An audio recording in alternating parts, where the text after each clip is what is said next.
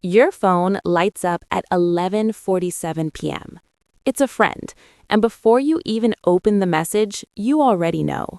This isn't a meme. This isn't a random voice note. This is a conversation that's about to take more out of you than you want to admit. You open it anyway. You always do. You're the one people call when their relationship is falling apart, when the tearful texts arrive, when the voice notes start with, "I'm sorry to dump this on you, but..." And you listen, fully, genuinely. You remember what they told you 3 months ago. You ask the right questions. You hold their pain like it matters. And somehow, in all of that, nobody really asks how you are. Sound familiar? People call you the therapist friend like it's a compliment. But here's what nobody says out loud. This isn't just a role you picked up by accident. It's a role you were trained for, long before you had words for it. Stay with me, because what we're about to unpack might change the way you see yourself entirely. Hello, everyone, and welcome to Psychology Mindset. We're glad you're here. And here's what surprises most people about this pattern. It's not just about being too nice. It's not just high empathy. And it's definitely not something you fix by simply telling yourself to have better boundaries. So today, we're going underneath the role itself. Because once you see what's really driving it, the whole thing starts to make a different kind of sense. And underneath all of that, one question keeps coming back. Why you?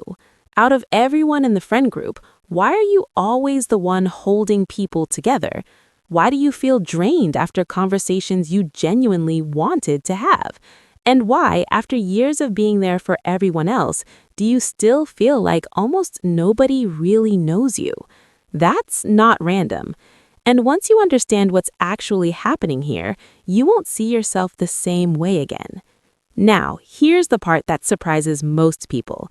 The world looks at the therapist friend and sees someone warm, emotionally intelligent, unusually good with people. And sure, that may all be true, but those are descriptions. They are not the reason. There's something deeper going on underneath. Arlie Hochschild had a simple idea about this.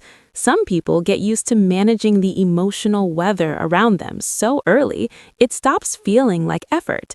It just feels like who they are. From the outside, that can look like natural warmth. From the inside, it can feel like invisible work you never clocked into, but somehow never get to leave. You didn't just become this person by chance. Something taught you how. And this is where it starts to get more personal.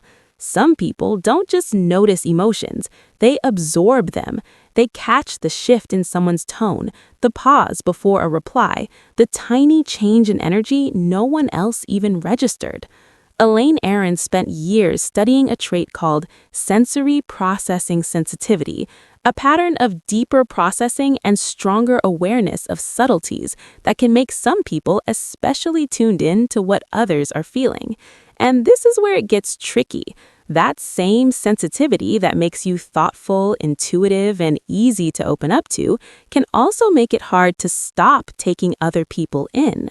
So you become the safe one, the calm one, the one who notices first and leaves last. Not because you were assigned the role, because your system was already built to pick up more than most. Now, let's make that feel real inside the body.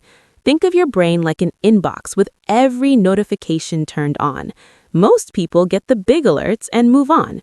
Yours catches the subtle ones too. The sigh, the delayed reply, the "I'm fine" that obviously isn't fine. And after a while, that constant emotional pinging starts to cost something. It's like being the only person in the house who can hear everything. The tap dripping, the floor creaking, the door closing a little too hard. None of it sounds huge on its own, but your system never really gets silence. Charles Figley called that compassion fatigue, the cost of caring for too long without enough recovery. And here's the part most people miss. It doesn't always look dramatic. Sometimes it looks like a friend crying on the phone and you still caring deeply, but feeling your empathy come through a layer of glass, a little quieter, a little flatter. Not because you stopped loving people, because your system is trying to protect what's left. That's what makes this so confusing. You still have the heart, you're just running out of bandwidth. And this shows up everywhere in real life.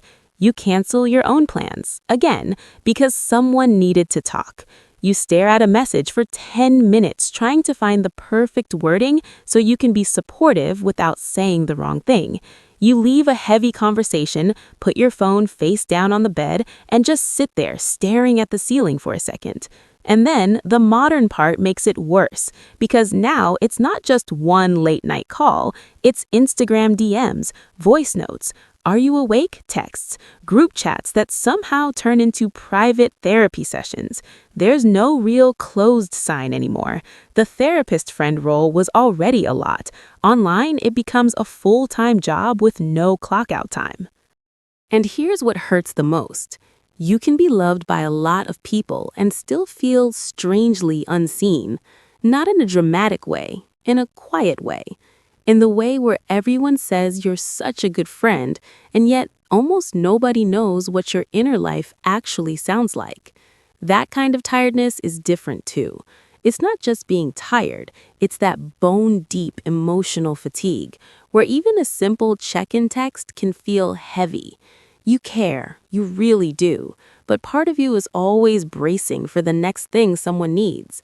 And after a while, connection starts to feel less like closeness and more like responsibility. Now this part needs a little gentleness. For many people, this didn't start in adulthood. It started much earlier, in homes where moods were unpredictable, support was inconsistent, or love felt easiest to keep when you were calm, useful, and low maintenance. Elaine Aron's work on sensitivity points in that direction too. When a more sensitive person grows up in the wrong emotional climate, they often learn to adapt fast. So you read the room, you stayed helpful, you became easy to need. And if being needed ever felt safer than being fully known, of course this role followed you into adulthood. So here's the truth. Your empathy is not the problem. Your depth is not the problem.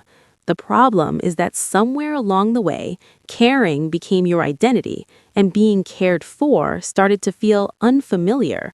That changes the whole story, because once caring becomes the way you stay connected, receiving can start to feel strangely uncomfortable, almost suspicious. Now, we're not talking about someone who is too available. We're talking about someone who learned to be emotionally useful so they could stay connected. That is not weakness. That is adaptation. Love was never supposed to feel like something you had to qualify for. You do not have to perform your worth to deserve care. So what actually changes? Not overnight, not by becoming cold, not by becoming the kind of person who never answers a text.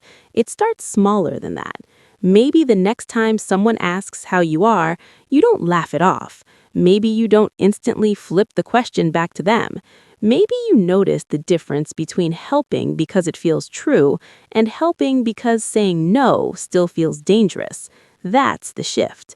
You stop treating your exhaustion like proof that you should try harder. You start seeing it as information, a signal, a very old pattern asking for a new kind of response. Before you leave, take this with you. The world does need people like you, but not hollowed out, not running on emotional debt, not disappearing inside the role of being the one who always knows what to say. Tell me in the comments, when was the last time someone asked how you were doing and you answered honestly? If this video finally put words to something you've been carrying for years, hit subscribe. This is the kind of conversation we have here every week. And remember, you were never only meant to hold everyone else. You were meant to be held too. Being needed is not the same thing as being loved. I'll see you in the next one.